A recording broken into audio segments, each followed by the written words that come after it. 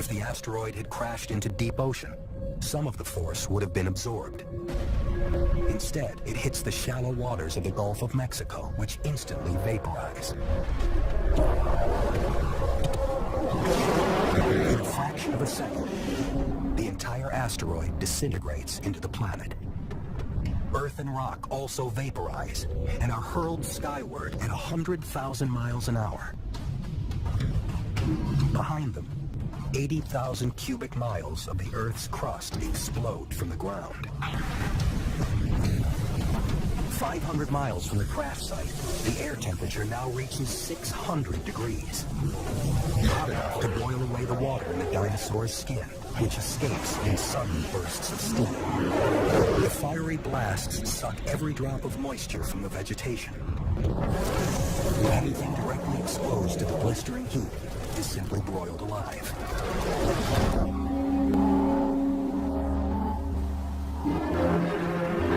Just 108 seconds after impact in the Gulf of Mexico, the bright streams of vaporized rock can be seen in the Pacific Northwest.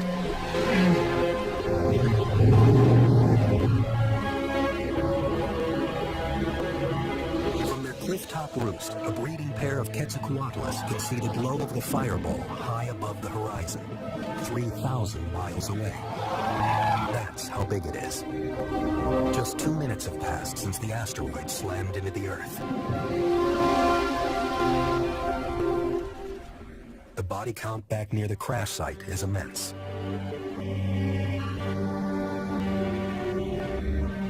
Surprisingly, there are survivors. Those lucky enough to be shielded by a mountain are spared the worst of the light and heat blasts. But 3 more waves of destruction are coming.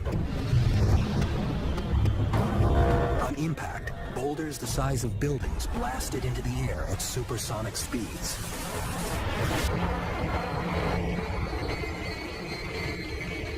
But what goes up must come down. Hundreds of surviving Alamosaurus are bombarded from above.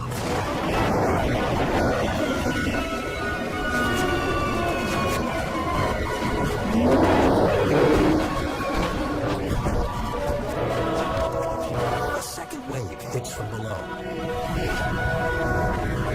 An earthquake measuring 11.1 on the Richter scale. Nearly 60 times more powerful than any earthquake humans have experienced.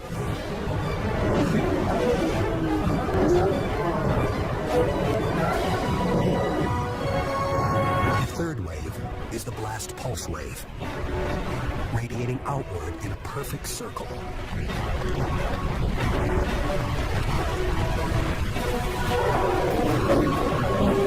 Packing a force that rips through air faster than the speed of sound, stripping skin from flesh,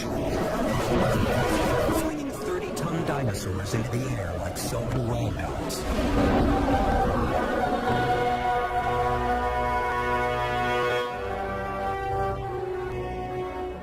Just 5 minutes have passed since impact, and 3 waves of destruction have decimated an entire species. Many other species of dinosaur in the region share the Alamosaurus fate. Most of the eggs, too, have been destroyed. And yet the Earth is a powerful protector. Some eggs, buried in the cool ground, have survived. New Alamosaurus life is growing. There is still hope. For now. An immense boulder the size of Mount Everest crashes into the Gulf of Mexico, driving entire species of dinosaurs to extinction in less than 5 minutes. But the worst is still to come. On the other side of the planet, there's still no sign of trouble. Mongolia is 8,000 miles from the impact. The scrubland here supports hundreds of dinosaur species. For a family of Tyrannosaurus, it's business as usual at a favorite watering hole. They can weigh 4 tons and grow to 40 feet in length. But they're vegetarians and docile, except when they have to defend themselves, or their offspring, which are now at their most vulnerable to the hungry predators that lurk around every corner. Armed with a razor-sharp, oversized claw on its hind feet, this is the jackal of the Cretaceous period. Ornithoides, a very smart reptile. Its brain-to-body weight ratio is among the highest of any dinosaur. It's hungry, but it knows better than to take on a full-grown Tyrannosaurus.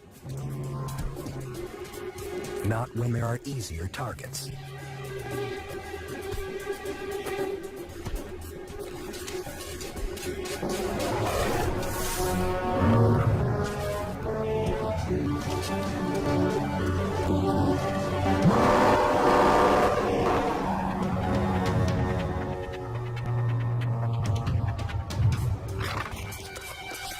In its rush to eat, the thief doesn't get as far away from the enraged mother as it should. And it can smell its mistake. It's a Mexican standoff between two very different kinds of dinosaur. One has the speed and smarts of a carnivore, but the other is 80 times larger. But the large herbivores of this world aren't made for fighting. And that's exactly what the Ornithoides is counting on, especially when he's got backup.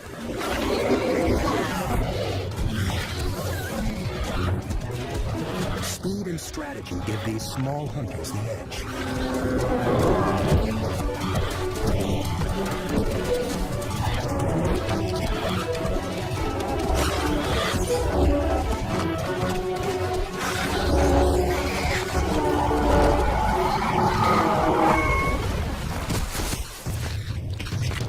Neither great size nor great intelligence is any guarantee of safety from the kind of enemy that is now approaching. On the other side of the planet, a fireball rises 100 miles above ground zero. 70 billion tons of pulverized stone and earth fill the upper atmosphere with a cloud of microscopic dust and glass. And it's spreading fast. This is the ejecta cloud. As the dust spreads at high altitude, trillions of tiny particles re-enter the atmosphere. The friction creates intense heat, a 15,000-degree dust cloud heating up everything beneath it.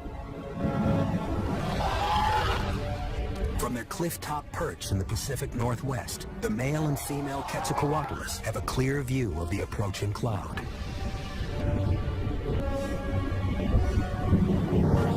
Down in the valley, a thick ocean fog blocks out the sky. The heavy blanket of moisture makes it impossible to see the coming apocalypse.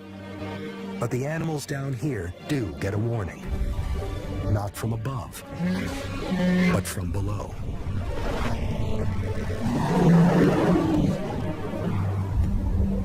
When the asteroid struck, most of the energy is deflected, out or up. Only 1% of the force travels down into the ground. But it's enough to ring the planet like a bell. Seismic waves radiate both across and through the Earth. 16 minutes and 40 seconds after impact, they reach the Pacific Northwest.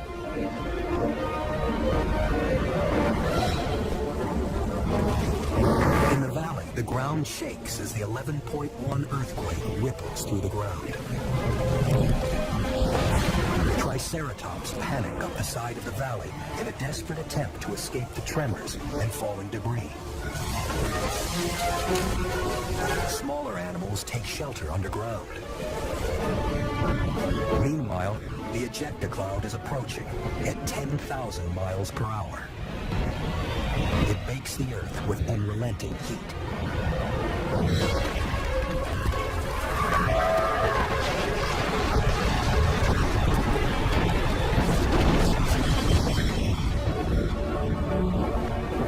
Millions of volts of static electricity charge the cloud like a giant battery, creating a vast electrical storm.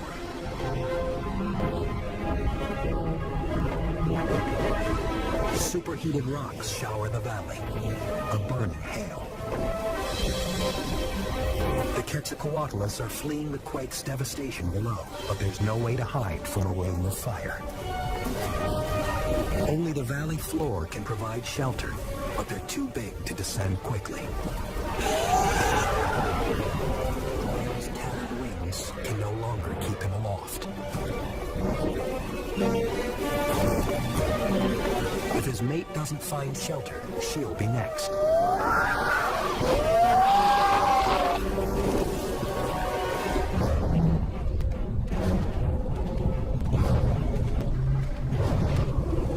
On the mountain slopes, a pair of triceratops emerges above the cool sea mist.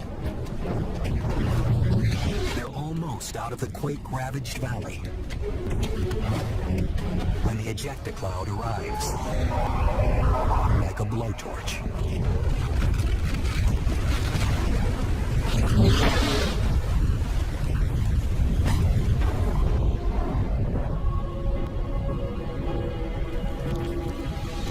A dinosaur paradise just hours ago. North America is now a living hell. But the ejecta ain't finished yet. Not by a long shot.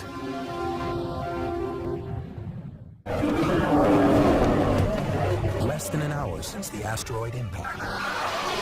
Hundreds of species of dinosaurs lie devastated across the Western Hemisphere. The ejecta cloud continues to spread at high altitude. As it spans the globe, the effects on the ground vary dramatically. 8,000 miles away in Asia, the cloud rolls in silently from the east. In Mongolia, temperatures on the ground tick upwards, a few degrees hotter every second. There's no audible warning, only mounting heat. As the air reaches 120 degrees, the only hope is shelter. At 160 degrees, survival is measured in minutes. Over 200 degrees, just seconds. 90 minutes after impact, the temperature on the ground in Mongolia peaks at 300 degrees. But not every dinosaur is baking alive. The microclimate of a cave can keep a handful of survivors cool enough to breathe. But it's a refuge that has to be shared, forcing an uneasy peace between sworn enemies, one that's already fraying at the edges. Back in the Pacific Northwest, the dense fog still shields the valley from the intense heat above. In sheltered areas like this, small pockets of dinosaurs hang on. For the Triceratops here, the high temperatures and humidity force them to keep moving.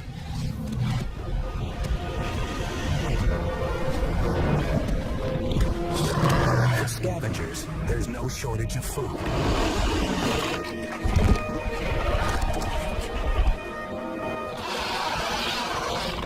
But most animals caught by the ejecta cloud aren't so lucky.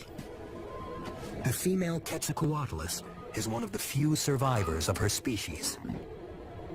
The last thing these animals need is a new threat.